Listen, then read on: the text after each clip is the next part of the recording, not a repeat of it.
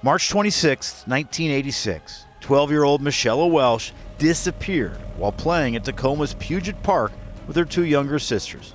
In the scorching summer of 1986, Tacoma, Washington, was thrust into shock and fear as tragedy struck not once, but twice, claiming the lives of two young girls within a hauntingly short span of 5 months.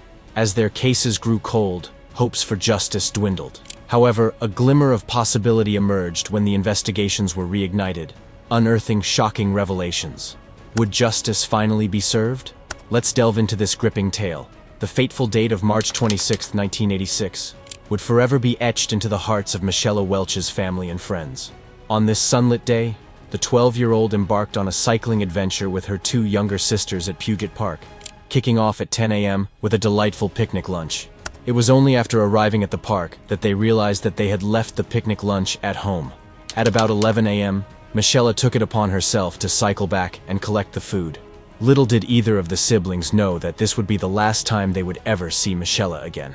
After Michella took off to cycle home, the younger siblings realized that they needed to use the restroom, and they left to use facilities of a nearby business. Upon returning at about 1 p.m., to their shock, Michella's bike was left abandoned, but the girls found no sign of their big sister. Despite their young age, the seriousness of this event was not lost on them. They knew something bad had happened. A frantic search ensued all over the park to find Michella. They even made a loud yelping family call throughout the park, but the signal was never returned. At this point, the two girls alerted their babysitter, who immediately contacted the Tacoma police to raise the alarm. Soon after, they initiated a search for the girl. Time was ticking, and everyone knew that every second counted. Investigations revealed that Michella was last seen at 1:30 p.m., talking to an unknown man. Chillingly, he was reported to have been pointing towards a trail, which suspiciously led into a gulch. Jennifer's murder changed our world forever. Before learning his sentence, Washburn had to hear from the others he heard.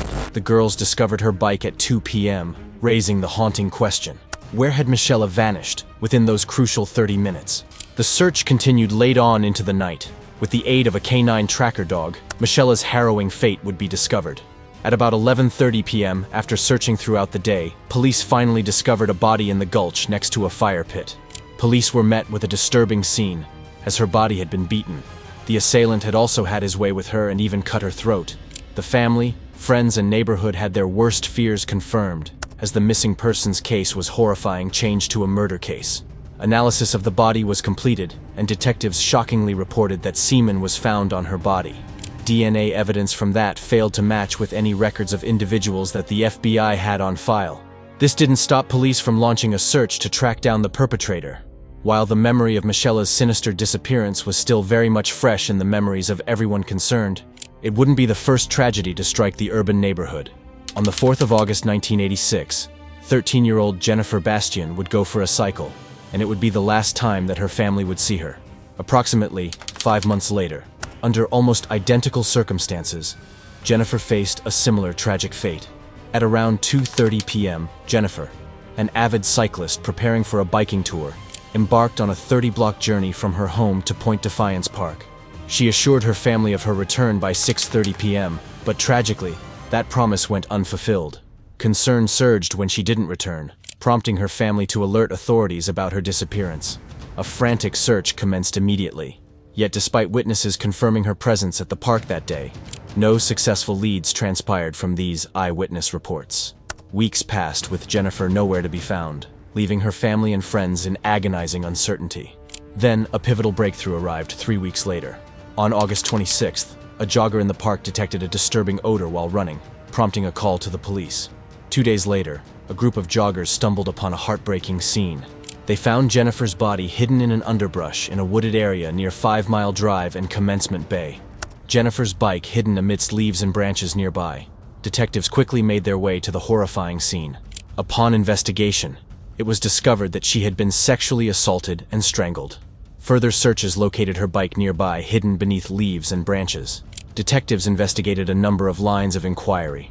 Witnesses detailed encounters with a man, aged 25 to 30, following Jennifer along 5 Mile Drive, sparking suspicion toward David Fisher. This profile led police to suspect that the perpetrator was a man named David Fisher. Fisher was known to police for taking the life of a 13-year-old in Tacoma back in 1970. He was jailed for the crime but managed to escape. Police investigated Fisher, but despite intense grilling of the man, he was released and ruled out of the case. The intertwined cases of Michella Welch and Jennifer Bastian sparked suspicions of a potential connection. This fueled theories about a single perpetrator being involved in both tragedies. However, at the time, no DNA evidence was discovered on Jennifer's decomposed body. This ruled out investigators being able to compare evidence to determine if this theory proved true.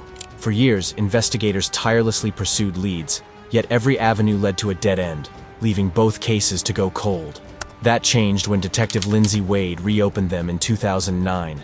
Having been a young, frightened girl living in the area at the time, Wade had a driving urge to solve the cases.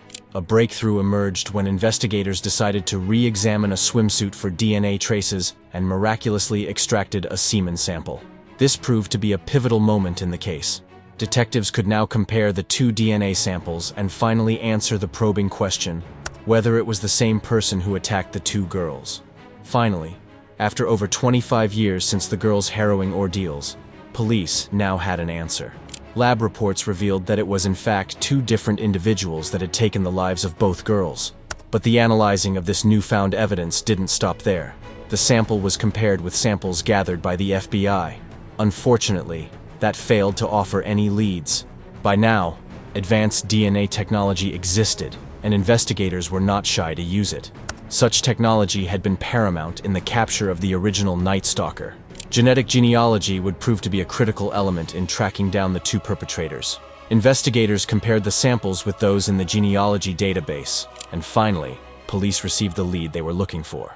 In May 2018, 60-year-old Robert Washburn was identified as the man whose DNA was found on Jennifer's swimsuit.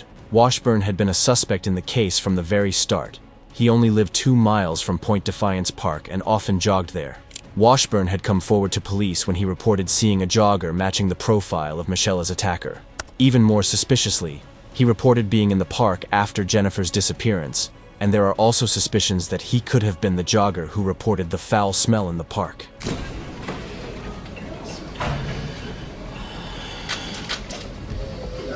State of Washington, Robert Dwayne Washburn from the positive -01799-0. Mr. Washburn is present, who is in touch with the state. They're also on behalf of the state provided.